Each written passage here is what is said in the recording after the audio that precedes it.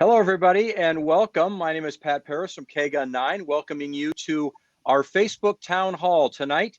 We are going to go in depth, and look at the return to work post-pandemic information session for Tucson and Southern Arizona, and small business employers, also welcoming employees as well, as we venture back into our office buildings, into our office workspaces from potentially most everyone working at home, or a lot of people working at home. And tonight I have a couple of really special guests that'll help me throughout the evening answering your questions and presenting what we need to know from a legal standpoint, from an HR standpoint. And you see in the top right of your screen, that's Sherry Smith. Sherry Smith, let me read her quick bio here real quick. Sherry is the founder of Smith Advisory Partners and a culture transformation consultant and leadership development trainer and coach. Smith serves as a board member of the Arizona SHRM Leadership Council, as director of workforce readiness, and is the recent past workforce readiness director of SHRM of Greater Tucson. That, of course, meaning the Society for Human Resources, Greater Tucson. And then to my left, top left in this screen, there he is, Ali Farhang.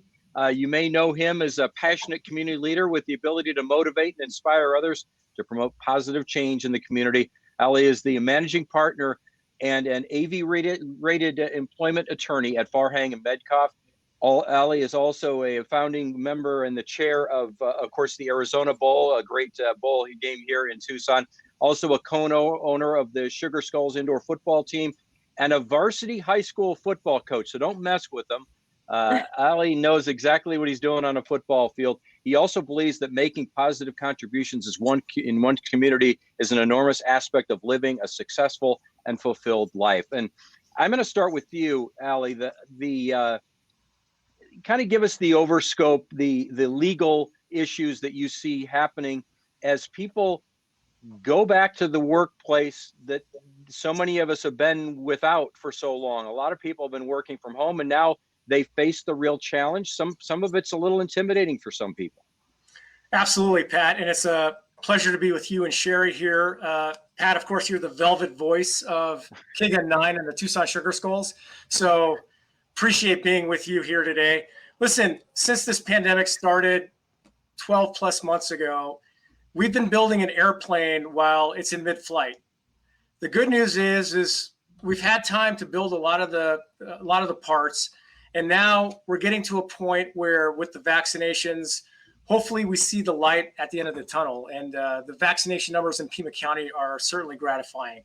But as your employees are returning back to work, there are numerous employment issues that have significant nuance to them that touch upon everything from Title VII and religious, gender, discrimination to the American with Disabilities Act, to the Age and Discrimination in Employment Act. So we're still building that airplane in mid-flight, and there's a lot of things that employers are going to have to deal with on a real-time basis. And during the better part of this next hour, we will tackle a lot of those on this Facebook live stream. Sherry, real quick, I'll get your thoughts as well as a human resources expert, and knowing the real hurdles that have to be cleared, or the piloting, as Ali was talking about, the piloting of this airplane as we all make that landing and get back to the workforce that we're more traditionally used to. Sure. Yeah. So it's basically just getting everyone ready to bring their employees back and or hire new employees and refill some positions, because some people that were let go have moved on. So, assessing for things like community readiness and schools being open and health support services for children and elder care concerns. Is there public transportation available for some staff members? And making sure that you have safety and equipment and hygiene training, masks, gloves, thermal scanners, hand sanitizers, and such. Just, like a return to work checklist that you're going off of to make sure that you are prepared to handle those things and be ready for them. Yeah, and I know you're going to be going through a checklist that is going to be very important for employers. And as we mentioned, we invite questions that you can send to us on Facebook, and we will try to answer those throughout the next hour. I'll start the questions part of this with you, Ali. We'll talk about your frequently asked questions. And the first one is, what does an employer do if an employee that has been working from home wants to continue working from home? Well, that's a great question. Now, before I answer that question, let me say there's a few things that post-vaccination people still cannot do. Number one, don't reply all to an email that does not solicit that email. And if your friend orders French fries in their meal, if you don't order fries, don't eat off their plate. Those calories still count. All right. Yeah. So let's have a baseline. Sherry, that's why I have Sherry. I do everything with Sherry because she laughs at everything I say. So very good for the ego. There is a point now where employers are looking to return to work, and the same rules that applied previous to the pandemic apply now.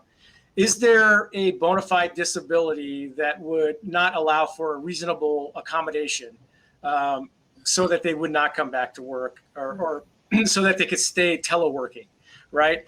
A lot of employers, for example, have limited the essential functions of the job for some employees in order to allow for teleworking, because they were trying to stave off and be a responsible corporate citizen for this pandemic. But an employer is not obligated to do that. So if we get to a point with the vaccinations and other things where an employer wants people to return back to work, unless there's a sincere reason, whether it be a disability or and a religious accommodation, that the employer has to engage in the interactive process in order to potentially think about that as a possibility, then employees really must come back to work. It's not like I enjoy working from home is not sufficient enough. And we're at a period now. I think we're right at the precipice where employers need to, the best employers in our community engage in communication with their employees. And if you engage in those communications and you're transparent and genuine about them, then you can navigate through this difficult time. Just like we did a checklist, and Sherry really hit it. We did a checklist for the COVID period of, what things are you looking for? What things are you asking your employees to disclose to you with respect to how they're feeling? Just like we did that, we need a checklist for coming back to work. And I know she's going to cover it in detail, but that checklist includes such issues as, is there a genuine and bona fide disability, which would require the interactive process or communication for an employer to potentially consider an employee continuing to telework? Or is there a sincere belief in some sort of religious accommodation where they can't get the vaccine when an employer may mandate the vaccine? And I'm going to tell you right now, employers can mandate the vaccine. It's in the Department of Labor, the EEOC, all kinds of different publications. But you can both mandate the vaccine and ask them for proof of that, because it doesn't violate HIPAA, since most employers are not a covered entity. So you got to keep that information confidential. But there are Pat, I'm not trying to make everybody out there hire a lawyer, but when it comes to coming back to work, a little advice goes a long way, because there are a number of nuances with this, just as there were back in April of last year when we were quarantining and having people stay, teleworking.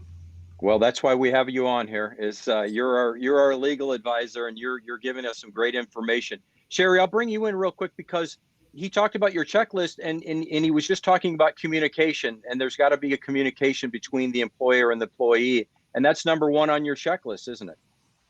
On the policy checklist, mainly for should there be a resurgence of this or something of the like, right? A pandemic regarding an outbreak like COVID-19.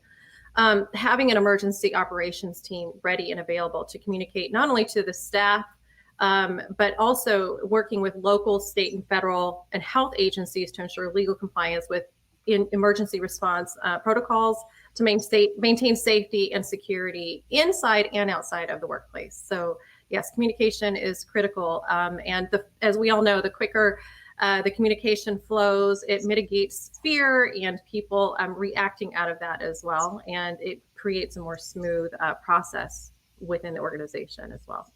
And that was the checklist, and we'll get much more into that and the emergency considerations down the road. But what, Sherry, real quick, are you hearing from employers?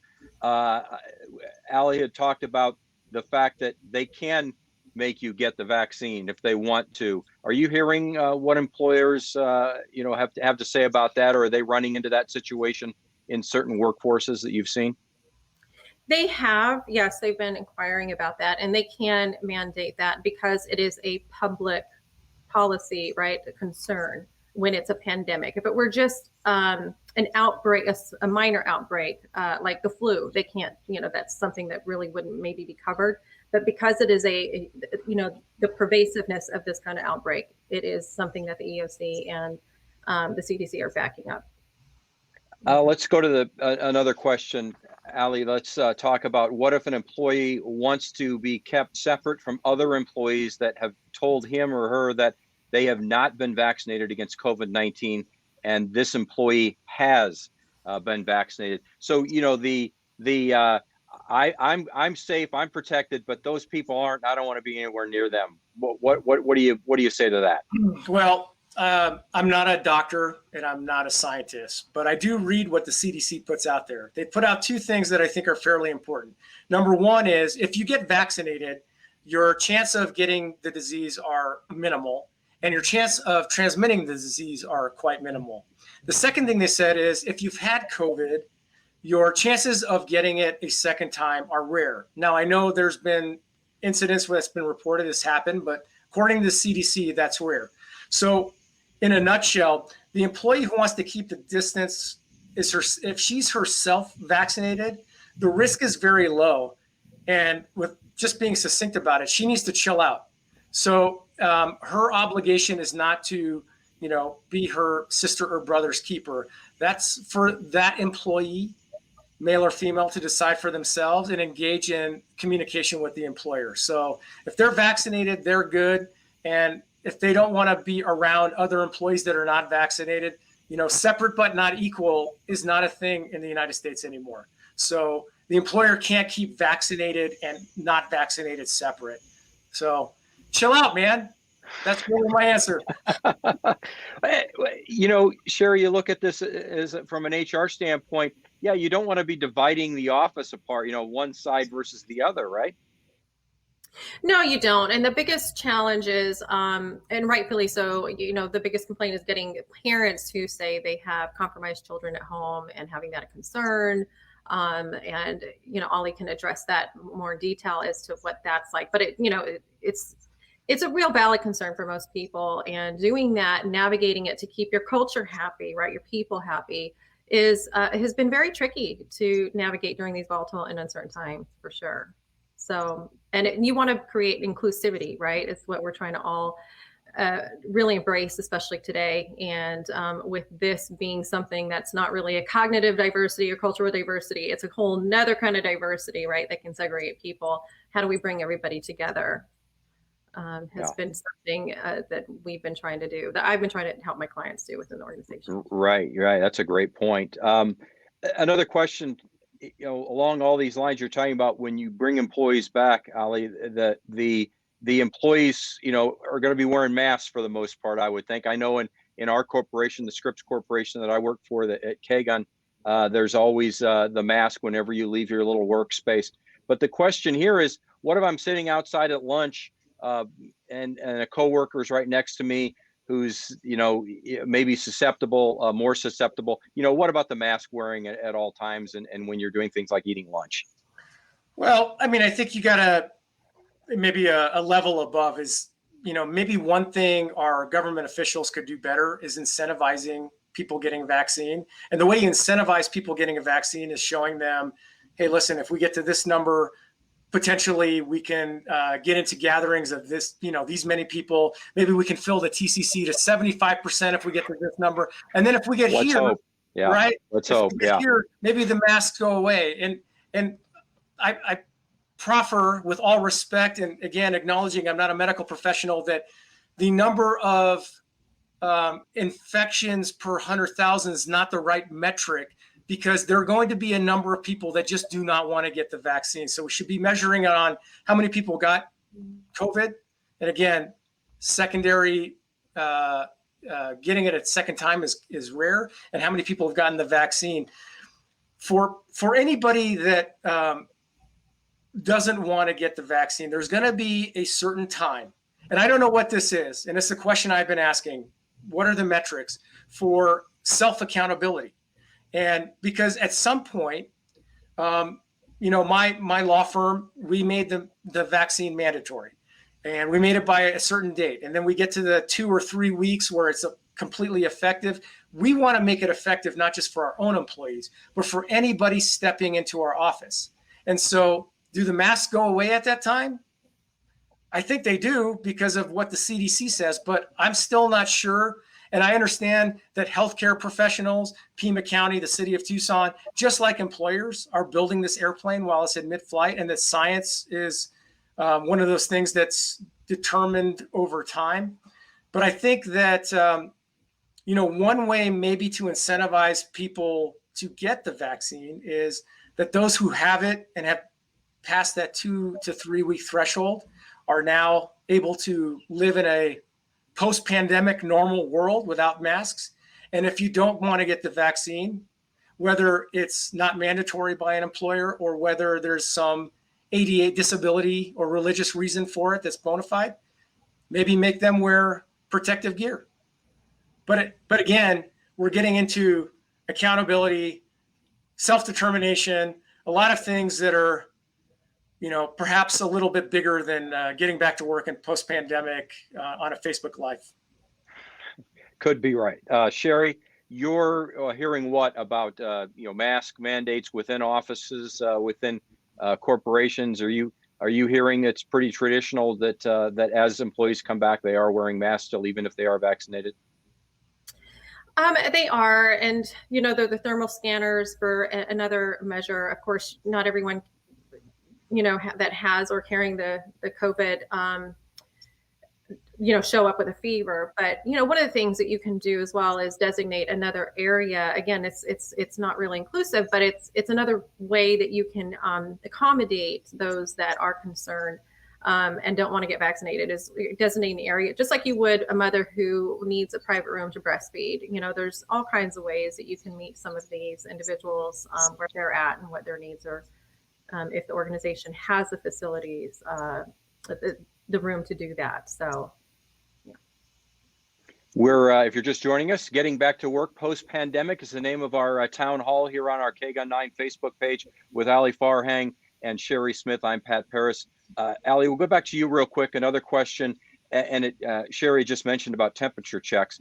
Can an employer take the temperature of each employee every time they re-enter the workplace on the same business day?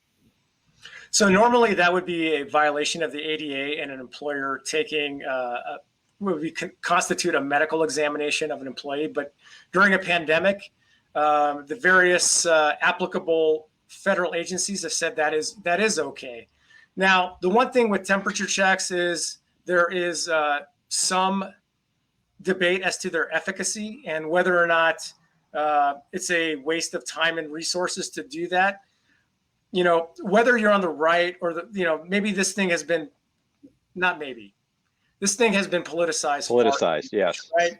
So let's take the politics out of it, and let's all agree that there are certain optics to the pandemic that whether or not they're actually effective is a matter of reasonable debate.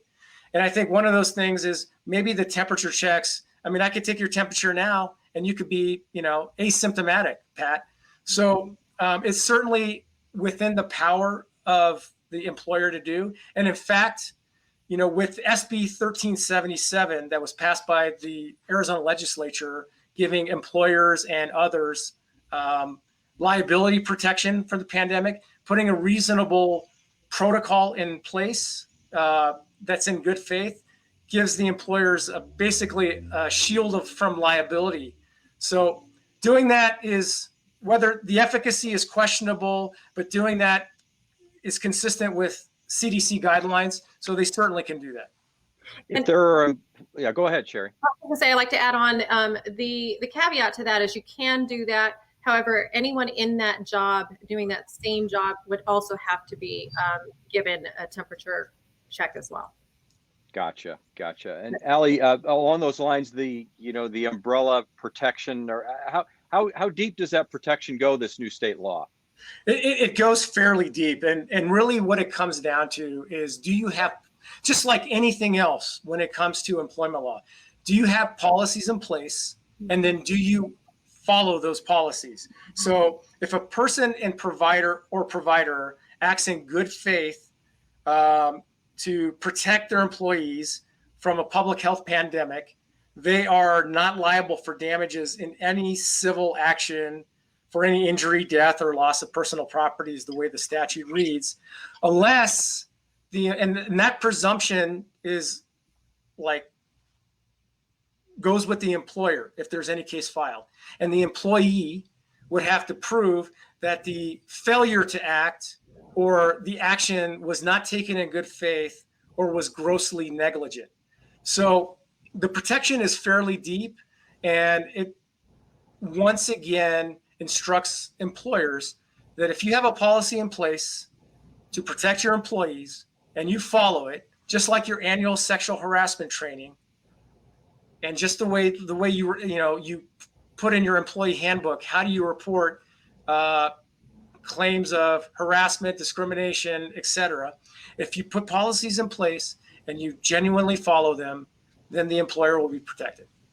I see you nodding your head, Sherry. I assume that it's pretty well spelled out for HR people to follow. Pretty straightforward, anyway. Yes, and I'm glad that Ali emphasized that, because following the policy is what's going to protect you, because sometimes employers will start practicing something else. For instance, if you have a policy that all hourly staff come in at 8 o'clock in the morning, but everyone can trickle in whenever they want to, that practice now overrides that policy, as long as it doesn't violate a federal or a law, right, a state law. So making sure that you follow that policy that you have in place is of paramount importance, that I remind managers of all the time. Yeah, I'm sure you do. Ali, the next question is kind of an extra one we've got here. Assume that an employer grants telework to employees for the purpose of slowing or stopping the spread of COVID-19. When an employer reopens the workplace and recalls employees to the work site, does the employer automatically have to grant telework as a reasonable accommodation to every employee with a disability who requests to continue this arrangement as an ADA Rehabilitation Act accommodation? That's an excellent question, Pat. And before I answer that, I'm going to answer a question from Patricia Barrientos Quincy. I hope I pronounced your name right. And Patricia, I'm going to tell you, I don't know. And as I've gotten older and wiser as both an attorney and a human being, admitting that you don't know is actually a strength and not a weakness. So all I'm doing is reading the CDC guidelines, and I'm curious as to what the correct metrics are for opening up. I'm proffering that to everybody who's listening, that are we basing it off? I mean, when we started the pandemic, it was we're wearing masks and we're social distancing so we don't overwhelm our healthcare industry. And then we quarantined, and then we slipped up, and then the vaccines came out. And so the question now is, at what level of vaccinations, at what level of people that had COVID do we open up, and to what level? And I just wanted to make sure that I say this out loud. I am not suggesting an answer, because I may be a JD, but I'm not an MD. So that being said, I mean, to your question, any employer that decided to telework in order to slow the spread of the pandemic and was a responsible corporate citizen, like many were in Southern Arizona and across the country, those are not the rules now as we're coming back to work. And we still have the same analysis with employees as to whether or not somebody claims they have a disability that would require them to telework. Is that a reasonable accommodation? The same analysis as to whether that's reasonable. Is there another accommodation possible?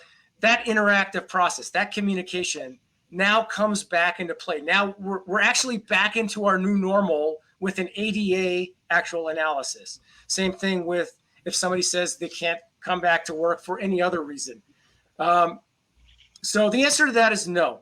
And, Pat, if I had you working from home and in order to slow the spread, to put it simply, and your essential functions of your job, Pat, if I decided you don't have to do two of those functions because it's not possible with you being away from the office and teleworking, those essential functions don't go away forever. So a reasonable accommodation never includes the diminishment of essential functions. So if I say come back to work, whether I make the vaccine mandatory or not, your essential functions then come back into play, and then we do a traditional analysis as to whether you need a reasonable accommodation to continue to telework.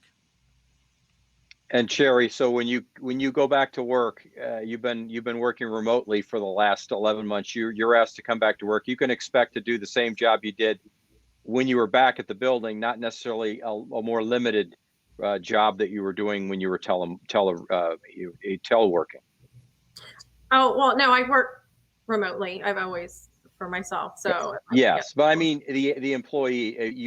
We're telling employees, not you personally, but you're helping HR get the word out that yes, your employees should expect to take back on that full workload that maybe they weren't doing when they were working from home. Correct. Yes. Just like Ollie had mentioned, it is only a temporary situation that the EEOC and ADA has basically approved that those essential functions of the job, because of the nature of everyone teleworking and things like that, that they have accepted. However, moving forward, that may change because I'm sure they're going to have us put in place a framework that's going to help us navigate it better in this kind of an emergency situation, such as maybe creating even an emergency fund for those non-essential workers, things like that. So you might see some of that stuff coming out soon. And I got a question here that I want to ask you, Ollie, in just a second, but I'll ask Sherry this first. As you're going through this, and we've gone through this for the last year, I'm sure you've come up with a lot of ways to help these HR departments and these corporations and these even small businesses handle what has been all new to all of us. But at the same time, you're learning as you go. For God forbid this happens to us again, but it could. Yes, a resurgence is could be likely, and or if something else. This isn't the only pandemic we've had, right, in history. So making sure that you have a framework to work from and the policies that will help address that, and emergency protocols put in place, like the emergency response team, things like that. Like I said, it may be an emergency fund for non-essential workers that they're going to probably they can and probably put on the employers to start looking at doing, instead of relying on the government to do that. So those policies might be trickling down, coming down. Yeah, almost like an unemployment fund that employers pay into. They may have to do it for essential workers, non-essential workers.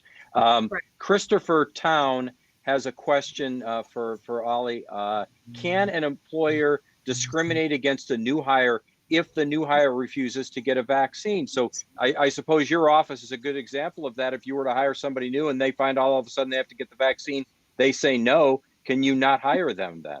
Yeah, that's a great question, Christopher. Before I do that, and I know I keep couching things, but I feel a real Mr. Rogers vibe with Sherry with that couch. And I'm just wondering, I'm drinking my green tea. I kind of feel like putting slippers on and she's going to read us a book, right?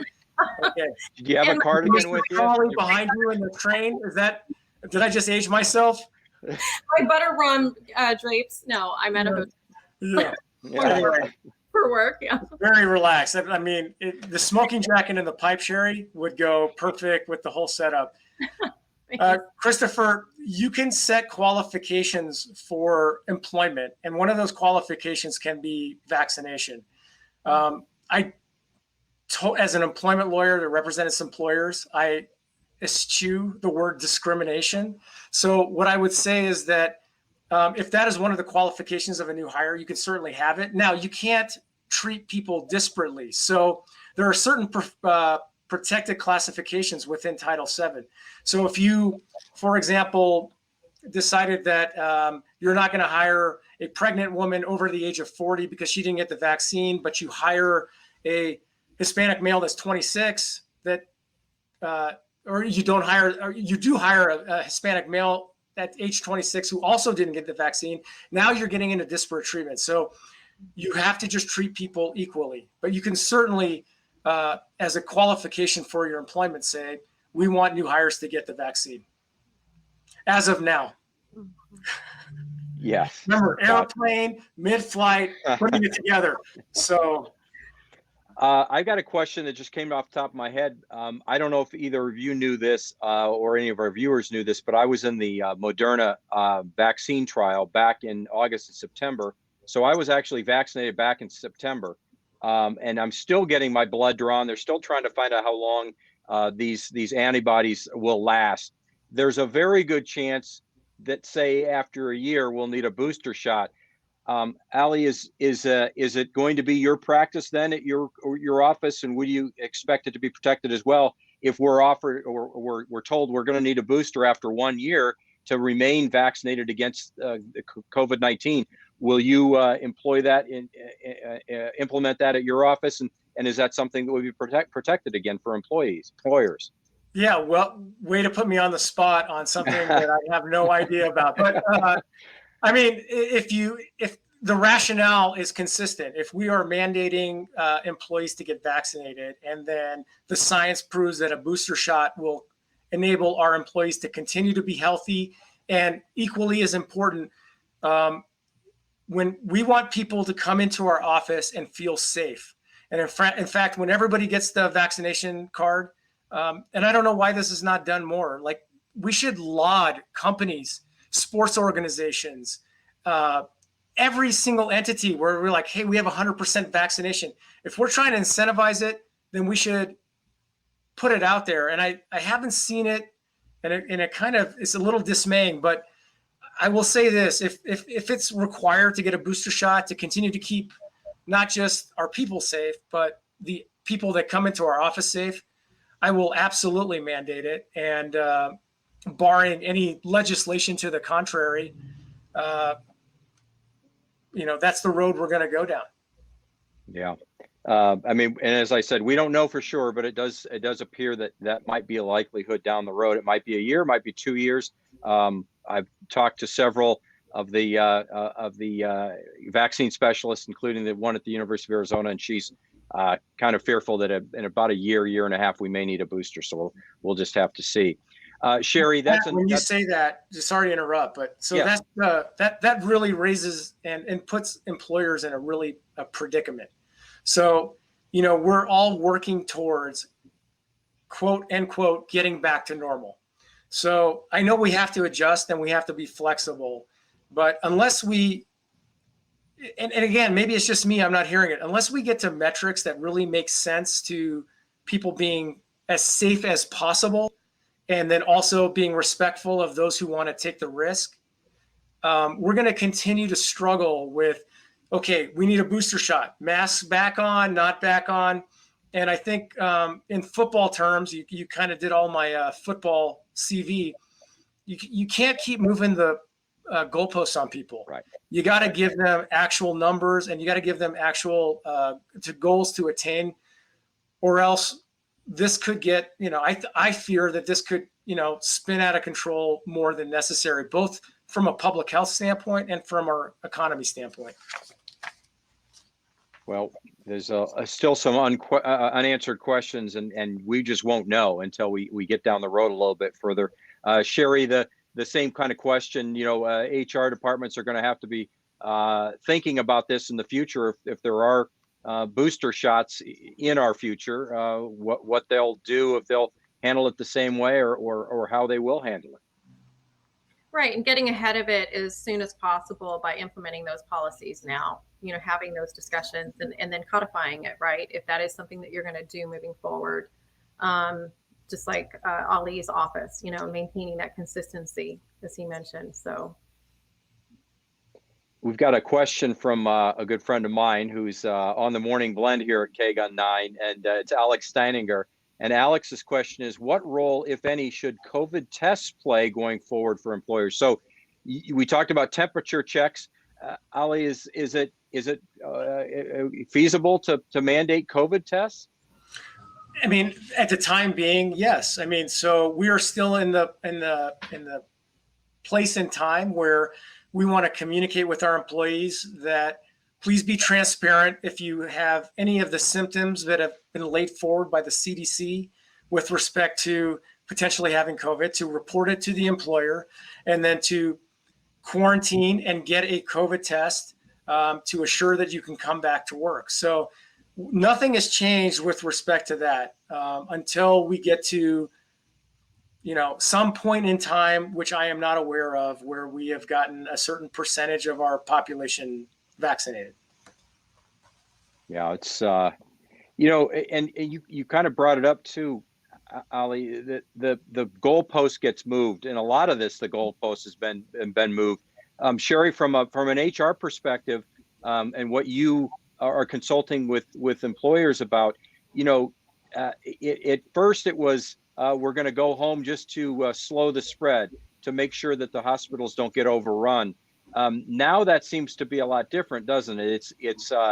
But we don't know exactly what it is. To Ali's point, we don't know exactly what we need to get to in order to feel all safe, take the masks off, and get back to quote unquote normal, do we?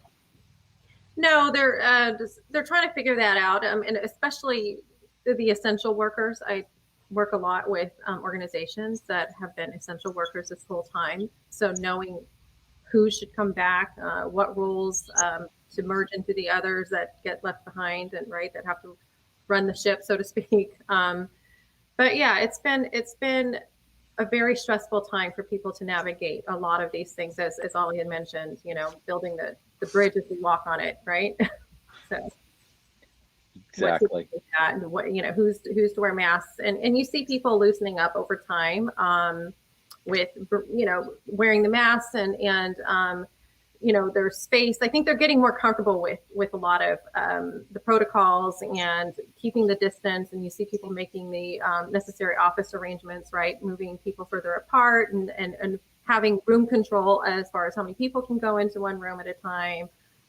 Sanitation practices have changed. So I think that a lot of these practices, I think, will stay, to be honest. So. That's another thing. The infectious disease specialist that I've done a couple of stories with at the University of Arizona, Dr. Connick, she says, we've learned a lot of valuable lessons here, and remember, we never got the wave of flu, the common flu that we normally get. I don't know if you two have noticed that there haven't been a lot of colds being passed around either, and maybe we've figured out at least a few things in that sense. Sherry, have they consulted with you about, the plexiglass dividers and how far apart should our workstations be, and should we go back to everybody has their own office and they close the door? Have you been consulted on that?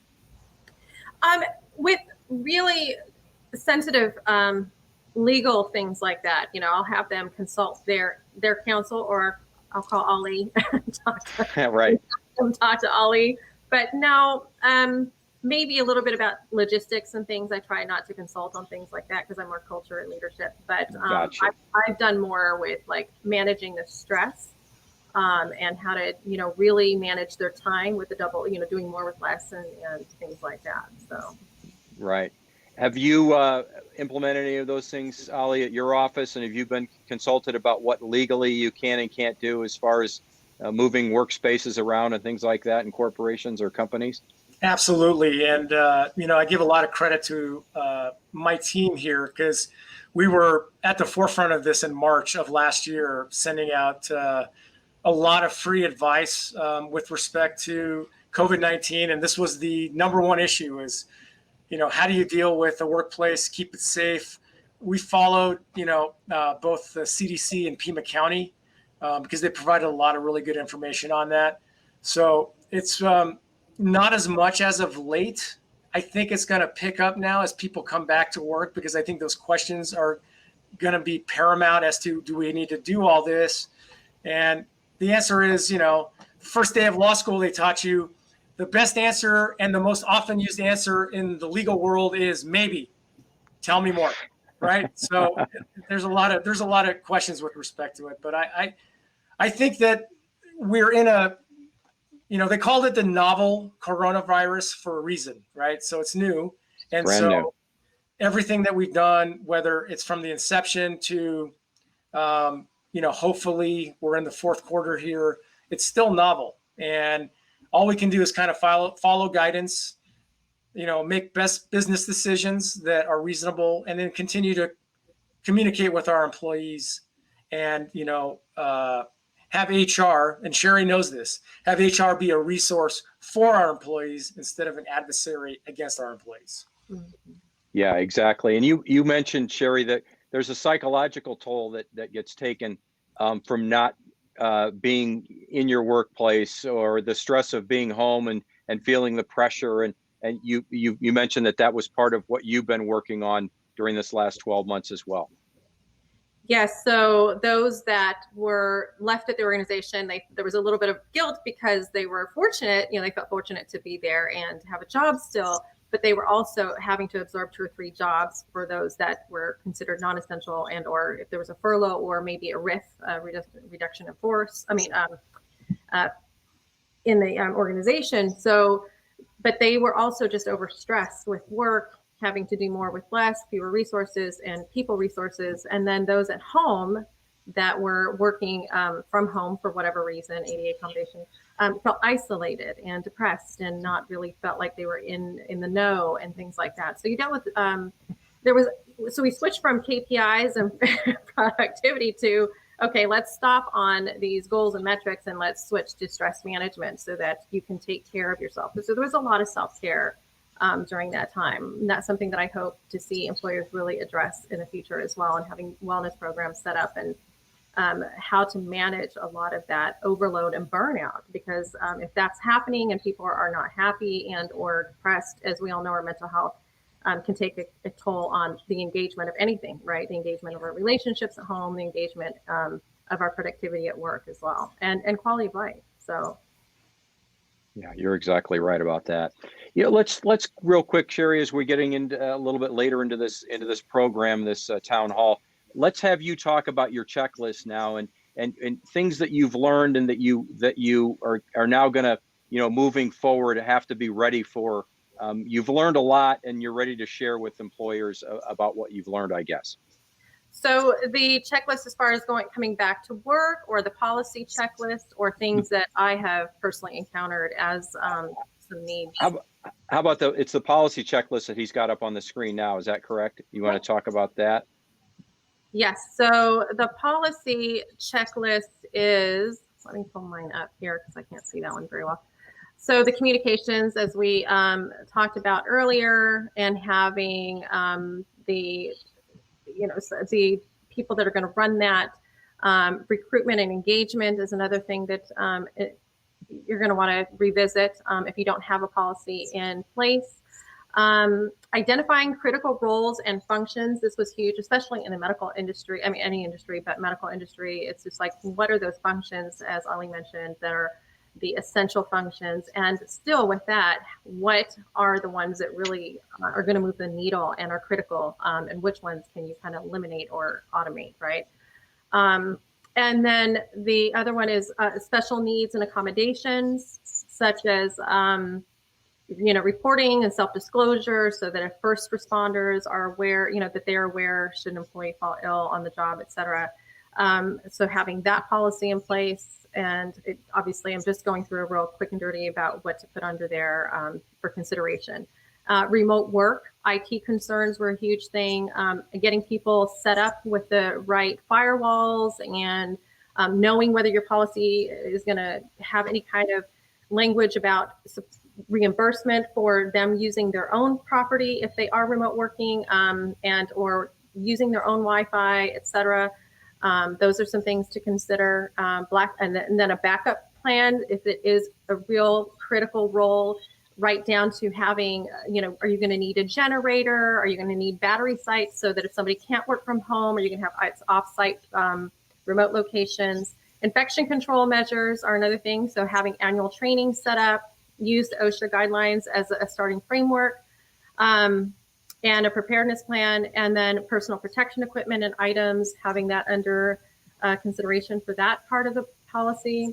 And then recruitment, hiring, and engagement. That was another big, huge thing that came up over the pandemic too. So these are you're going to see some changes in these policies as well. So reviewing your hiring process and practices, I-9s, if you're going to have to do that and do a background check for the I-9s, how are you going to do that, especially if the person's remote?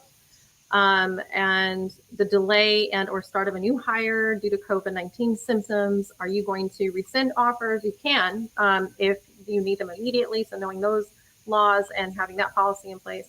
And then the employee leave and pay policies will change as well. So consider like administrative leave for non-essential employees. And again, as I mentioned earlier, establish possibly an emergency response fund for non-essential workers.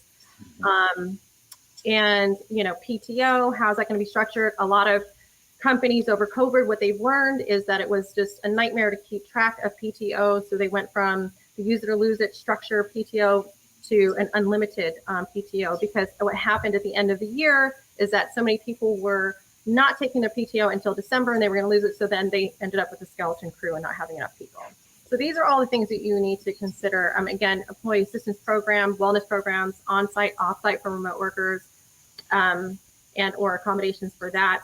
So workers' compensation, remote workers and locations, that's going to be a big one too. How do you do investigations for remote workers? Maybe put something in your policy about that. And then disciplinary and other corrective actions. Investigations has been a big hurdle for companies to really delve into, especially for remote work individuals. And then the last one is business continuity plan. So really looking at that to make sure that your business and enterprise is where it needs to be. And moving forward, Ali, from a legal standpoint, there are things that have been learned throughout this pandemic that you will, you put in your action plan moving forward, I'm sure, or those that you consult with, the employers that you consult with. Yeah, I think Cassandra and Alex both asked kind of really good questions on the chat, and I think it kind of relates to what we're talking about. Yeah, go ahead. I think that, your workplace is all about the culture, and that culture emanates from the leaders. And so if you've got a culture of communication and, embracing what's in the best interest of the employee, that you're going to have those discussions we're going to be able to get through this together, no matter what the issue is. So if an employee can't get the vaccine because a doctor says, Cassandra, that they can't get it, then that's covered by the ADA. And then any good employer is going to have that conversation, engage in that interactive process, and try to determine if there is a reasonable accommodation that doesn't act as an undue burden on the employer. And when I say undue burden, that means a significant cost or burden. It can't be de minimis, right?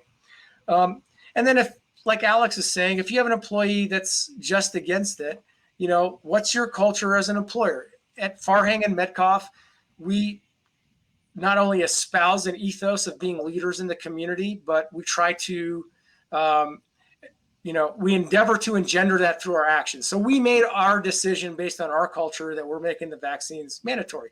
Not everybody is doing that. So if you have an employee that doesn't want to get the vaccine, engage in that conversation with caring and kindness and understanding, and then try to determine if there's a way to make it work that is beneficial both to the employer and to the employee. Now, if there's no disability and there's no religious, and as I understand it, I don't know. I think Seventh-day Adventists and Jehovah's Witnesses have shown a history of not being for vaccinations, but there might be others. if you treat whatever the employee says with sincerity and try to work it out, usually it both engenders a good, continued good culture and work environment, as well as puts the company in a position where they can continue to benefit from that employee's work on behalf of that company. And Sherry, along those lines, it was Alex Seninger who offered another question, and Ali just kind of hit on that. And it is about your, and there's the question, and it really down at the bottom, it's about, the kindness and the understanding. And it is a line of communication, right? That you would have to have as an employer, your HR department with that employee, is to try to figure out if there's some compromise or some reason that you can at least discuss. Well, yes. I mean, if it's already codified in policy, the employer has the right, first of all. But yes, Alex brought up a great point about, how do we have these conversations with kindness and understanding? And that's a big piece of, diversity and inclusion, and right, making sure that everyone's point of view is heard and validated, and that they are feeling like what they have to say is valued as well. So having those conversations is the best way. And one of the things that I've come across is sometimes it's just, having the conversation and understanding and educating each other on the differences. And sometimes if you can, maybe they'll be like, oh, okay, well, I was just afraid because I didn't have enough information. And maybe if you have those enough dialogue, they may come around, they may not. But I do think approaching it, as Alex mentioned, with kindness and holding space for one another and our differences and beliefs that are even divergent from our own, right? I think it's important for a culture that really does say that they embrace diversity and inclusion, for sure, as well. I'll let you in a little secret. I'm doing a story on Wednesday for KGUN 9. We're talking about how the number of people that now say they are either getting the vaccine, have gotten the vaccine, or will soon be getting the vaccine has actually gone up pretty steadily since December, and it's now at an all-time high. It's about 75%, and that 75% is right about where the CDC and other doctors will say that's about that herd immunity level. So, Ali, kind of along what you've been talking about all along is maybe there's some something we can do to incentive, some incentive we can give people, but maybe it's just we want to be part of the winning team. And if it's 75% and growing, that's part of the winning team. And people might, once you explain that it's safe, it's effective, you don't have to worry about, and why don't you join the team that we're all on, or a lot of us are on anyway, and it's the growing team. There's I think we've lionized individuality so much in the past 20, 30 years. We forgot about the sense of community. I mean, you remember World War II, people did without butter. They did without all kinds of goods and services because it went to the war effort to defeat a fascist regime. And so, again, I'm not a doctor, but I think that these are one of these moments in time where we can galvanize and come together. I mean, if the COVID-19 was a plume of purple smoke or an alien, we would all be together on this to fight it in unity. So, if you feel that, with all due respect, if you feel that, Bill Gates is going to follow you, by the way, get rid of your cell phone if you think that's true, and get off all social media, or that you get, there's 5G or whatever it is, then in the words of Flavor Flav from Public Enemy, I can't do nothing for you, man. Good luck. But I think these are one of those times in life that we can come together. And I actually thought for the Sugar Skulls, it would be great to have half the stadium who's got vaccinations and have them with no masks and everybody there and packed. And then the next side, if you don't want to get the vaccine, with masks and social distancing, just to incentivize people, like, look, that's what normal looks like. So again, not being a doctor and also not being a conspiracy theorist, I just think this is one of those things that can bring us all together. If we've got two sets of politics that have been come and play during the pandemic. If you take that out and you just deal with the facts, then I think, this could be a good moment for us, and we can come to creative ways to succeed and find a way to yes instead of the easy way of no. Well, let's start heading down the home stretch here and wrap this up as we get towards the finish line here of this hour. Sherry, I'll let you kind of surmise what you've learned, what you're telling your clients as in the human resource realm about what you've learned, as I mentioned, and what going forward you hope to impart to them in order to get us back to a workplace post-pandemic that works for everybody. Again, just making sure you have a lot of the practices that you want to go and moving forward. So regarding this, whether you want to be pro-vaccination or not, just make sure you get that codified and make sure that you're consistent with that. My biggest thing that I would hope to see going forward, and what I've helped out with through the pandemic, again, is the stress management, self-care, having healthy boundaries. And again, like with remote workers, it's not as any easier working from home. Sometimes it's worse because you don't shut off, right? You can work till midnight and not take your vacations, and or you're juggling family at the same time of trying to do work and stuff. So just making sure that employers are well aware of taking care of their staff. And because if you do, they're your number one customer, your internal customer, right? They're going to take care of you and take care of the business as well. And it's all about really helping each other and through times like this. And you really see people. I've seen a lot of beautiful stories of people really coming close. I worked with some clients earlier today, and they just talked about how they've become closer as a team through this type of crisis as well. So. Yeah, it's interesting that you can actually still be close knit as a working community or team, even through the Zoom calls, and you can find a way. I guess where there's a will, there's a way, and sometimes you just make it work. Ali, let's kind of wrap things up from your perspective, from that legal perspective, and what you see going forward. Yeah, I mean, what I see is it reminds me of a conversation Steve Kerr had with Pete Carroll before he took the Golden State Warriors job, and Pete said, "How do you prepare for the job?" And Steve went through his offensive philosophy, his defensive philosophy, and all kinds of things that were like X's and O's. And Pete Carroll said, "No. What are the core fundamental beliefs that you have that are non-negotiable? That's the culture that you build." And each employer's got to ask themselves that same question and answer it for themselves. No lawyer can do it. No HR consultant can do it. But the R in HR stands for resources. So be a resource to your employees. Engage in that communication. Determine what your culture is. What is your philosophy? What are your core beliefs? I've told you mine very candidly. And right or wrong or indifferent, if you stick to that, then at least you're genuine.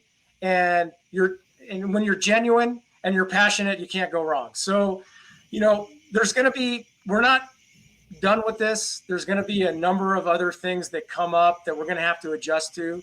So remember that, we're all part of this together. We're all, people just trying to make our way, and continue that communication, employers, with your employees. And, if you need help, there's at least one good attorney out there that's happy to help you. So, yeah. Do you mean you? Is that who you're talking about? I couldn't tell. You said it, not me, Pat. Oh, okay. I think you're a pretty good one. I think that's probably a good thing. Sherry, I want to give you one last word, because we're gonna let you kind of take us home here. Okay. Yeah, I just wanted to echo what Ali was saying. I do a lot of culture work and centered around values-based leadership. And he did hit the nail on the head about knowing what your values are and letting that be your guiding principles, right? Know what your guiding philosophy is as well. And that's going to help you recruit the right people as well for your organization, regardless of what you believe in or which route you want to go. But and Ali, you brought it up earlier too about putting it out there, right? If you are or aren't, if employers are authentic and really embrace that, then they're going to attract more of that as well. So that'll make it an easy way to also build a culture, but also recruit for that culture as well. So moving forward. And I wanted to just note too that the checklist you can find for the policies are on SHRM GT website. So there you go, Facebook.com. There it is. Thank you. So you can go there and find the checklist. And if you need any help, SHRM of Great Tucson can help you navigate through any of those policies. And of course, any of the legal stuff for sure, Ali, and culture stuff. contact. There you go. There you go. Guys, you taught me Pretty so dynamite much team. tonight. Yeah. Yeah, really are. I've learned so much tonight. I hope our Facebook Live viewers have as well. Real quick, I want to thank Henry Rios from KGUN 9, our HR director, Pam Beach, of course, who's, I think she's in the background listening here, and then Sam Rabwani, our digital guy, our digital guru. Sam's doing all the work behind the scenes. And thanks to everybody who sent questions in. We had some really good ones tonight, and we do appreciate that. I hope you learned something, and I hope the conversation will continue. We hope to do more of these town halls, and hope to have both of you back. Thank you so much. Thank you for having us. Thanks for having us, Pat. All right, you guys take